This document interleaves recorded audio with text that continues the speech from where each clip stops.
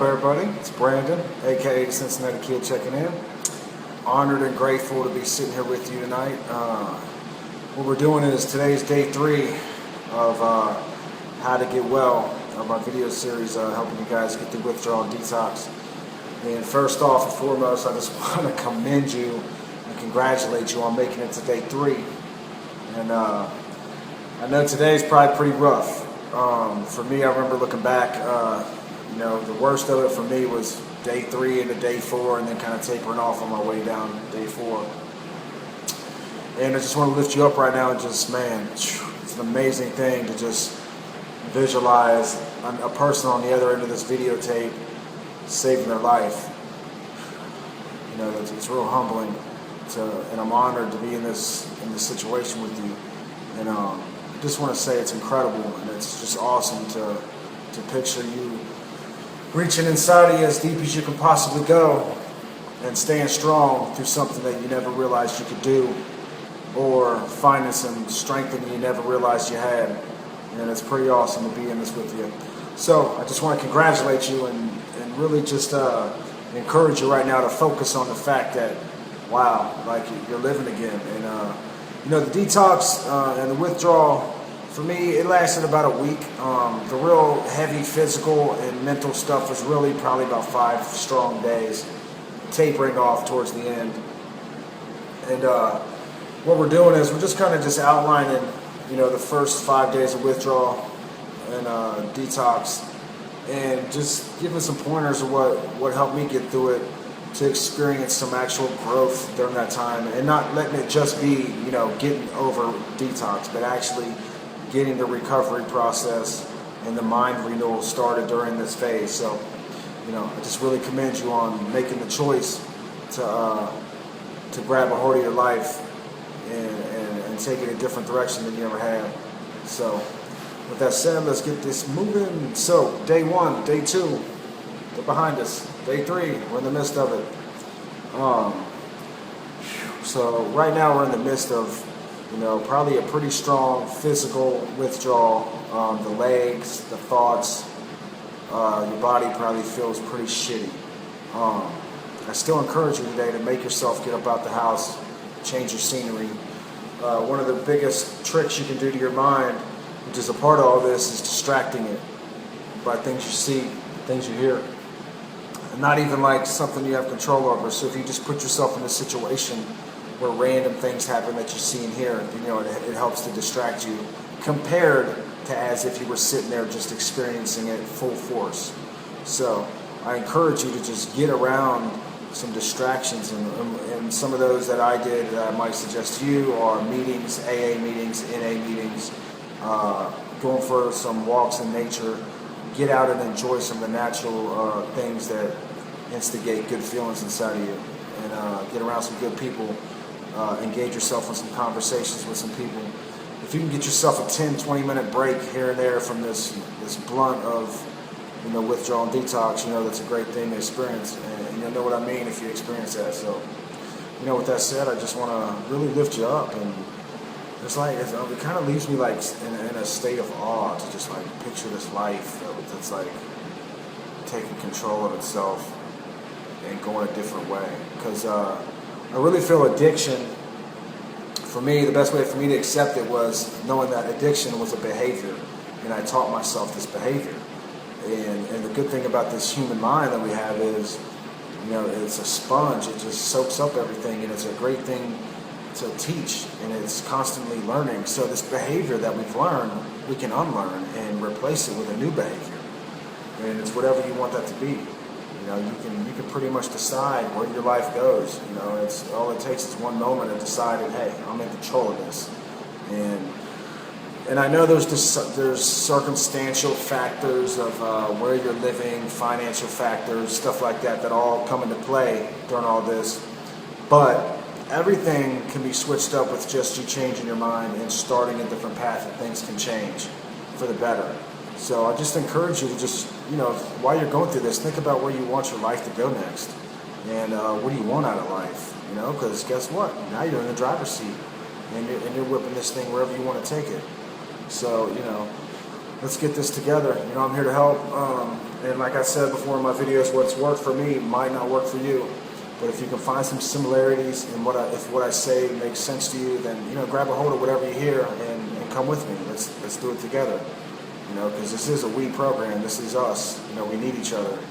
You know, and all it takes is just you know, a couple good decisions and learning how to stay consistent with that, and things just really just start to fall in place. Like I'm trying to think when, you know, looking back, it's just like just really concentrating on following my gut instinct on the right things to do. You know, it's just a really good thing to just listen to. We all have it. We all have that thing inside of us that's like tells us like, hey, this is right or this is wrong. You know, to some extent. You know, so today I understand that, you know, the physical part is probably like pretty rough, and the mental is probably coming at you full force. But I just want to urge you to not give up. This is really a part of my withdrawal when I would give up. It's usually a part when a lot of people give up. It's when you're halfway there, when the miracle's about to happen. It's when, remember in our last video when I was describing the let go process? You know, it's like the enemy, when he's got his grip on you, it's like this during the act of addiction. And here's you. And when you're trying to get your way out of there, okay, you've let go of him. The enemy still got you, okay? So as you're working your way out and you're at that final grasp, that enemy's going to squeeze and hold on to you as hard as he can when he's at the end. And he knows you're about to get free. So he's going to make it feel like there's no way out. But as you stay consistent with your pull, there's nothing it can do but release, okay? And that's going to happen as you stay consistent and you stay confident and you believe in yourself and you find that power within you to push beyond these mental things that are really getting you to try to give up right now. Because I know that's the feeling that it gives you. I remember sitting there on the couch, and especially if you have a means and you have a way to escape, you know, that even makes it harder. So if you do have that within your reach, I urge you to just get a family member or a friend and pass that on if you got the strength to do it, you know, because you're almost there. You're at the top of the hill. It's like the rest of this tomorrow you'll start to see the light. You'll start to feel some relief if you haven't felt it already. And I urge you to just really get your butt in the shower. These hot showers do wonders for it. They really help us, you know, to relieve stress, tension in our muscles. Also, it's making you sweat as you're in there. So, you know, it's releasing the toxins from your body. And please try to get as much fluids in you as you possibly can. I know you're probably not getting much sleep. Some of the things that help with sleep that I do is I exhaust myself. I'll do a bunch of push-ups. I'll crawl up and down the steps. This is a mind over matter thing. Don't get consumed in the shitty feelings of it, feeling like you have no choice, because you do. And you can trick yourself into, you know, getting some rest by wearing yourself out. Do 100 push-ups. Do as many push-ups as you possibly can. Hit the bed right in that moment and put some classical music on, something relaxing. And you'll find out that, you know, all of a sudden you're tired and you fell asleep. And it's not promised you're going to get like a ton of sleep, you know, continuous sleep. But, you know, any couple bits of sleep that you get will help your body through the detoxification process. And so as you're going through this, I really want to encourage you to write some stuff down, what you're feeling, what you're thinking, something you can look back on later and realize, like, this is what I was going through, and this is what my mind was telling me to do, and this is what I did. And so that way you can use that as a tool later on when these things come up and you feel like there's no way out. Because a lot of this physical and mental stuff will leave you feeling like there's no way out. And I totally understand exactly what that feels like, because it'll feel like you have no choice but to give into it. But you'll find out as you sit through this and as you push through these moments and you catch yourself and you stop that thought right there that usually is continuous motion to an action, as you catch yourself stopping on that thought and choosing a different way, it's kind of painful at first because you're breaking off ties with this relationship. So it kind of hurts. It sucks. You don't want to do it, it feels like. But as you do it and you get a different result that you don't regret, and you look back and you're like, wow, I didn't go the way I usually went. And you got to have an overall goal, okay? What you want. So now you're thinking, I didn't, and I'm closer to my goal now. So that helps in the overall, you know, thing that we're doing here. It's not just getting off drugs. It's like changing the way we think. It's like making us better people, better behaviors, and changing our identity, within ourselves. And once you learn you can change and this thing starts clicking, you can apply that in different avenues in your life. I got one for you today. It's pretty funny what happened to me. I'm at my new spot and I'm doing some work outside, and one of the things was I had to remove some green brush around the place. And sure enough, mixed in with that green brush was a great big old batch of poison ivy. And so I don't know if you can see it, but man, I got this stuff all the way up and down my arms, all kinds of places. So and I kind of applied this parallel with addiction. It's like, okay, I got this condition. I have to let it run its course. Okay, because of what I chose to do. I chose to go pick up that pile of stuff that had poison ivy in it. And honestly, I knew it had poison ivy in it, but I figured it's been 20 years since I've touched this stuff. I'm cool, it ain't gonna touch me. It's not gonna make me itch. Well, I had no shirt on. I'm carrying this stuff like a bag of clothes, all up in here. Well, everywhere it touched, now I got an itch and I got a rash, so I'm stuck with it. But here's the thing. I'm getting this urge to itch because of the uncomfortableness. But I know if I itch, it's going to spread. So it's like as I'm saying this about, and it kind of runs parallel with addiction. It's like I know, okay, I got myself in this situation. Okay, withdrawal's here because I chose to get high. Okay, so I have to go through withdrawal. I have this urge inside of me I'm uncomfortable, and the urge to relieve that uncomfortableness is let's go use. But I know if I go use, I'm going to have to start this whole process again if I'm lucky, if it doesn't kill me. And with the poison ivy, I know if I itch this stuff, it's never going to go through. It's going to keep starting over the process of its cycle that it goes through of forming on the skin, releasing its stuff, and then drying up.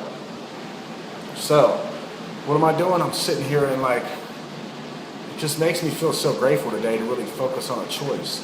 And I apply that to a lot of different areas of my life because I want different results. And I know it's kind of silly or stupid to think about it like that, but I got poison ivy. I don't want the shit to spread over my whole fucking body, right? So I can't itch it. Even though I'm staring at my arm right here, and it's like, dude, I want to itch that shit. It feels like I have to itch it. It's like an uncontrollable urge to itch it. But I'm telling you, I can choose not to itch my arm right now. And if it's uncontrollable, I can prance around the room like a freaking kangaroo. I ain't got to itch this. I don't have to. I'm making a choice today to not itch. Just like you're making a choice today to not put one in you. Okay? So focus on that power you have of choice. It's quite amazing how much power you have once you realize you have it. So what I do, I got some of that anti-itch spray. And I'm your anti-use spray. Psh, psh, psh. Spray me in here. I'm here to help you. I'm here to help them urges you get. And I just really want to tell you, please don't give up. I know you might feel like giving up or giving in. And some of the thoughts that are coming to you in your mind are mixed with depression, regret, and shame. That's going to come, I'm telling you, but it's going to pass. And I'd be more than happy and more than honored to help you through those if you message me directly. I do have several videos on my page, my music page, facebook.com/the real natty kid, that I talk about depression. I talk about different factors in using that might help you with that as well. Because I know, man, it's like we're all individuals. So however deep we fell into addiction is how extreme or how less extreme the withdrawal is going to be for each of us. So each of our withdrawal and detoxes probably be a little bit different than the next person. But pretty much they're all going to last around the same amount of time, and they're all controlled by one thing, and that's a choice, And I just want to urge you today to make the right choice. It will pass. These feelings of depression, I hate my life, I don't want to live no more, I have nothing to live for, I'm telling you, you do. I felt those same exact feelings. I remember specifically laying on the concrete floor, screaming out to God, and screaming out to my mother, where are you, Mom? Where are you? I don't want to live no more. And it's like, that was like the last attempts of the enemy breaking off. Because it was like in that still, small existence right there, I was in this perfect position of submission. And I surrendered, you know? I surrendered to my own power. It was like I was letting these things run my life. And in that moment, it's like I can picture it. Like I just stood up, I broke them chains off, and I was like, I'm choosing to live today. I'm going to do whatever it takes. Anything I have to do, anything. I don't care what it is. I'm going to figure that out for myself, genuinely and purely. This isn't about what is most comfortable for me to get what I want. This is, I'm going to make myself do whatever I have to do to live. And if that means getting clean, if that means changing certain behaviors, so be it. I want to live. I want to sit in my yard in a campfire, watch the stars, smell the campfire, and not have the thoughts in my head of how am I going to get my next fix or anything associated with that. It's like, you know what? This whole weekend, dude, like, I didn't think about using once, not once. That automatic thought has dissipated. It's gone. That uncontrolling urge, gone. Completely gone. It doesn't come here anymore. It knows that it doesn't work. My brain works different now. And this morning, this afternoon, I got to go eat lunch with my grandparents. My mother's parents, my mom that's passed away, and my uncle that's like a father to me. And I remember just walking around the van and going to get my grandma out of the van. And really just, man, it just felt so good to be me today. And see this change in myself. And it's been a gradual change, you know.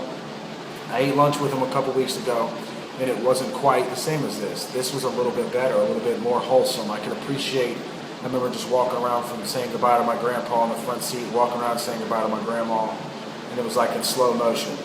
I kind of felt like I belonged in that moment, and it wasn't like these exterior factors pushing me through it to get what was a priority.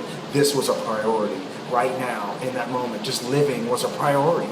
And as you put living as a priority, it's like you're able to enjoy and saturate yourself in these moments that just like pour out like the best feelings you could ever imagine. Like, and I'm grown. Like, and I felt regret because I've missed out on a lot of my life and stuff, but like, you know, this is just how my life's played out. And sure, there's things to regret in my life and stuff like that, but like, I wouldn't change not one single thing, not nothing. I wouldn't change not a single thing, because if things didn't happen exactly how they happened, they wouldn't be exactly how they are in this moment right now with me and you. So whatever's happened in your life, they've brought you to me and us in this conversation right now. And we're grabbing life and choosing to live. So whatever's behind us, it's up in the rear view. It's like this big, okay? And pay attention to the big window in front of you. So with that said, day 3, whooped its ass. It's in the bag. I just want to commend you on your strength, on your power that's inside of you. Focus today on all those thousands of thoughts that you didn't go where they wanted you to go. You know, focus on that value, your self-worth, your choices that you made. I'm not going to wish you good luck, because it wasn't luck that brought you to this moment. It was actually a choice. So just really focus on being proud of yourself for making a choice today to live. And I commend you for that. So, you know, with that said, you know, just believe in yourself. You know, search inside of you. Today's day 3, 3 days out of hell. Just think,